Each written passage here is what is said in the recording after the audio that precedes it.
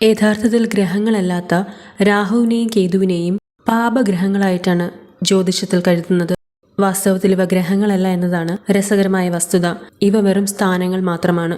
രാഹു കേതുക്കൾ പലപ്പോഴും ഒരു നേർരേഖയുടെ രണ്ടറ്റങ്ങളായി പരസ്പരം 180 ഡിഗ്രി വിട്ടാണ് നിൽക്കുക. മറ്റു ഗ്രഹങ്ങൾ വലംപിരിയായി രാശിചക്രത്തെ ചുറ്റുമ്പോൾ ഇവ ഇടംപിരിയായി തിരിച്ചു ചുറ്റുന്നു. രാഹു അല്പം ചലിക്കുമ്പോൾ തന്നെ കേതുവും കൂടെ തന്നെ ചലിക്കുന്നു.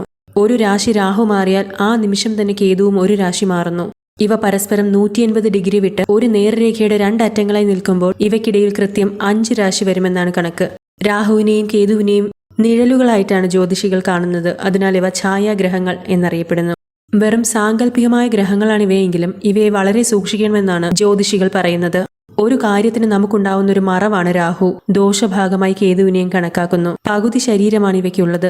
ജ്യോതിഷപ്രകാരം രാഹുവിന്റെ മാറ്റം ഓരോ ഘട്ടത്തിലും ഗുണദോഷ സമ്മിശ്രമായ ഫലങ്ങൾ നൽകുന്നു. പലപ്പോഴും രാഹു നമ്മുടെ ജീവിതത്തിൽ ഗുണദോഷ സമ്മിശ്രമായ ഫലങ്ങളാണ് നൽകുന്നത്.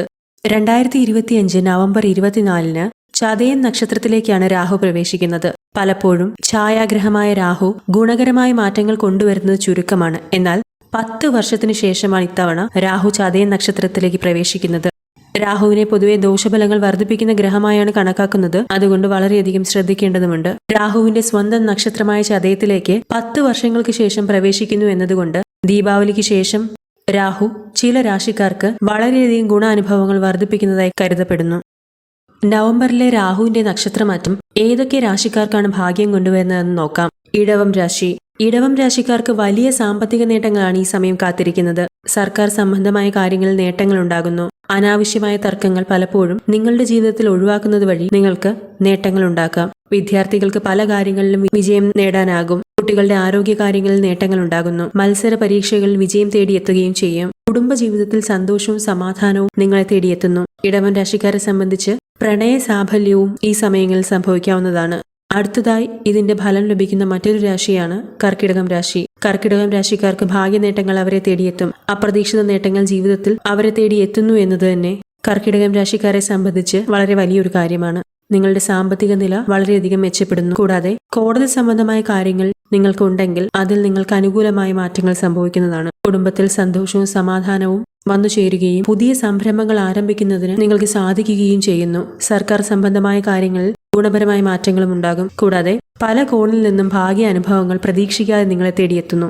രാഹുവിന്റെ മാറ്റത്തിന്റെ മറ്റൊരു ഗുണഫലങ്ങൾ അനുഭവിക്കാവുന്ന രാശിക്കാരാണ് ധനുരാശിക്കാർ. ധനുരാശിക്കാർക്ക് പല മേഖലകളിലും ശുഭകരമായ മാറ്റങ്ങൾ വരും.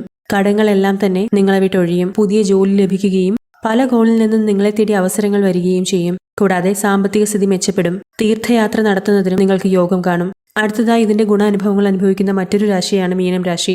മീനം രാശിക്കാർക്ക് രാഹുവിന്റെ നക്ഷത്രമാറ്റം എങ്ങനെയാണ് സന്തോഷം കൊണ്ടുവരിക എന്ന് നോക്കാം.